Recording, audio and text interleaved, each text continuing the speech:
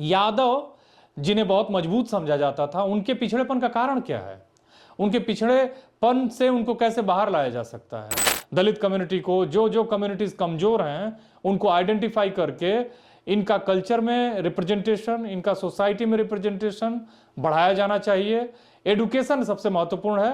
बिहार सरकार के सामाजिक और आर्थिक सर्वेक्षण ने पूरी तरह से साफ कर दिया है कि यादवों की 14.27% की आबादी में जो उनका नौकरियों में रिप्रेजेंटेशन है वो केवल 1.55% है। पॉलिटिकल कैपिटल तो यादवों के पास है, क्योंकि इनका जो पॉलिटिक्स में जो रिप्रेजेंटेशन है स्लाइटली थोड़ा सा इनकी अनुपात के हिसाब से ज्यादा है, लेकिन अनुपात के हिसाब से है, सही है, ये कहा जा सकता है। लेकिन इनके पास जो कल्चरल कैपिटल, सोशल कैपिटल और कैपिटल, बिजनेस करने के लिए कैपिटल होनी चाहिए, कैपिटल और बिजनेस और इंडस्ट्री में इनका कोई रोल नहीं है। कि एक कम्युनिटी जिसको बहुत मजबूत समझा जाता है वो वास्तव में शैक्षणिक और आर्थिक रूप से कितनी कमजोर है। दूसरी जातियां जो खास करके उच्च जातियां हैं, उनके लोग ये नैरेटिव फैलाते थे कि यादव तो बहुत डोमिनेंट हैं, वो सारा रिजर्वेशन ओबीसी का खा रहे हैं, जबकि हकीकत में जो ओबीसी का रिजर्वेशन है वो पूरी तरह से, उसमें अब नौकरियां नहीं बची हैं। नमस्कार, मैं संदीप यादव। आज मैं बात करूंगा ओबीसी रिजर्वेशन पर और यादवों की वंचना पर। आप जैसा जानते हैं कि अभी हाल ही में बिहार सरकार के आंकड़े आए हैं और उसमें आर्थिक सामाजिक आंकड़े भी आए हैं। जातियों के आंकड़े आए, फिर उसके बाद आर्थिक और सामाजिक आंकड़े आए। आर्थिक सामाजिक आंकड़ों में ये बात बड़ी साफ आ गई है कि यादवों का नौकरियों में रिप्रेजेंटेशन कितना है। पहले उन पे ये आरोप लगता था कि ये दूसरी जातियों का रिजर्वेशन ओबीसी में खा रहे हैं या उसको हड़प रहे हैं। लेकिन यही सवाल करीब करीब आज से 3 से 4 साल पहले, 3 साल पहले मैंने एक ऑनलाइन सेमिनार में ओबीसी के ऊपर भारत में सबसे ज्यादा काम करने वाले क्रिस्टोफ जेफरलो से पूछा था। उन्होंने अपने व्याख्यान में यादवी ओबीसी रिजर्वेशन के यादवीकरण का जिक्र किया। तब मैंने उनसे पूछा कि आप कैसे ये कह सकते हैं कि ओबीसी रिजर्वेशन का यादवीकरण हो गया है। तब उन्होंने मुझसे माफी मांगी और कहा कि ऐसा मैंने बोलने के दौरान कह दिया, ये आंकड़े मेरे पास एकदम नहीं है और ये सही नहीं है। बिहार सरकार के सामाजिक और आर्थिक सर्वेक्षण ने पूरी तरह से साफ कर दिया है कि यादवों की 14.27% की आबादी में जो उनका नौकरियों में रिप्रेजेंटेशन है वो केवल 1.55% है। उनका जो हायर एजुकेशन में रिप्रेजेंटेशन है, उनके 5% आबादी के लोग केवल ग्रेजुएट हैं। 1% के आसपास लोग, उससे भी कम, पोस्ट ग्रेजुएट भी नहीं है। तो आप ये समझिए कि एक कम्युनिटी जिसको बहुत मजबूत समझा जाता है वो वास्तव में शैक्षणिक और आर्थिक रूप से कितनी कमजोर है। ये आज का बहुत ही महत्वपूर्ण सवाल है जो इस वीडियो में मैं बात करूंगा कि कैसे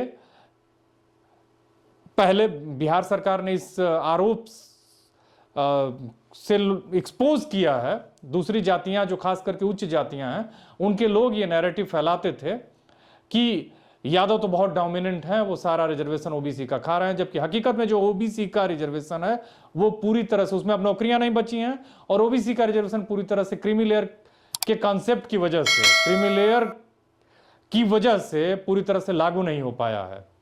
तो ये एक महत्वपूर्ण सवाल है कि इनका रिप्रेजेंटेशन कैसे बढ़े। अभी हाल ही में बिहार सरकार ने रिजर्वेशन को पूरा बढ़ा के 75% कर दिया है।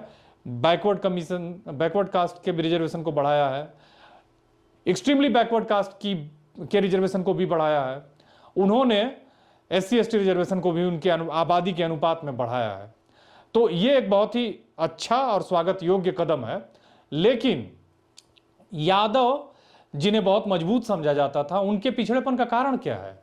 उनके पिछड़ेपन से उनको कैसे बाहर लाया जा सकता है?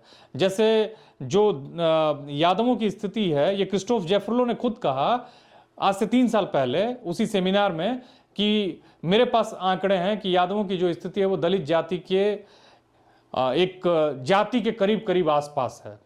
तो आप ये समझिए कि ओबीसी के अभी भी 35% लोग पूरा गरीबी में अपना जीवन गुजार रहे हैं।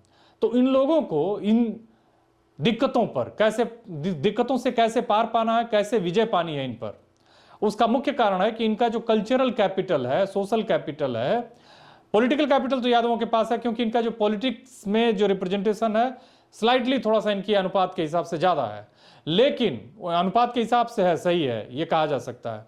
लेकिन इनके पास जो कल्चरल कैपिटल, सोशल कैपिटल और कैपिटल, बिजनेस करने के लिए कैपिटल होनी चाहिए, कैपिटल और बिजनेस और इंडस्ट्री में इनका कोई रोल नहीं है, कोई इनका रिप्रेजेंटेशन नहीं है, इनके पास कोई कल्चरल कैपिटल नहीं है। अभी भी ये खेतों में और कम खेत के साथ, कम जमीन के साथ अपना जीवन यापन कर रहे हैं, जैसे तैसे जीवन यापन कर रहे हैं। बहुत सारे लोग श्रमिक के रूप में अपना जीवन यापन कर रहे हैं, जो दूर केरला तक काम करने के लिए जाते हैं, दूसरे राज्यों में गुजरात तक जाते हैं, बाकी पंजाब तक जाते हैं। तो ये जो जाति है इसका ट्रांसफॉर्मेशन कैसे हो? और यही नहीं, जितनी भी वंचित जातियां हैं, चाहे वो एससी जाति हो, चाहे वो एसटी की जाति, बिहार में एसटी आबादी झारखंड के अलग होने के बाद बहुत कम हो गई है, लेकिन जो एससी जातियां हैं, जो ओबीसी जाति है, उनकी गरीबी को कैसे दूर किया जाए। कुर्मी जाति के लोग करीब करीब अपनी जाति के अनुपात में प्रोपोर्शनली रिप्रेजेंटेड हैं, कोयरी जाति के लोग थोड़ा सा कम है, लेकिन यादवों की हालत बहुत ही खराब है। तो इनको सरकार से रेमेडियल मेजर्स दिए जाने चाहिए। इस तरह के दलित कम्युनिटी को, जो कम्युनिटीज कमजोर हैं उनको आइडेंटिफाई करके इनका कल्चर में रिप्रेजेंटेशन, इनका सोसाइटी में रिप्रेजेंटेशन बढ़ाया जाना चाहिए। एडुकेशन सबसे महत्वपूर्ण है, उसमें इन कम्युनिटीज के लिए मॉडल स्कूल्स खोले जाने चाहिए इंग्लिश मीडियम्स के, जो इनके बच्चों को अच्छी क्वालिटी का एडुकेशन दे पाए। वहाँ इन बच्चों को मजबूत किया जाए, पढ़ाई लिखाई में मजबूत किया जाए, फिर आगे ये अपनी एक नींव बनाएंगे, उस नींव पर दूसरी जनरेशन, तीसरी जनरेशन के लोग अपना मकान बना पाएंगे,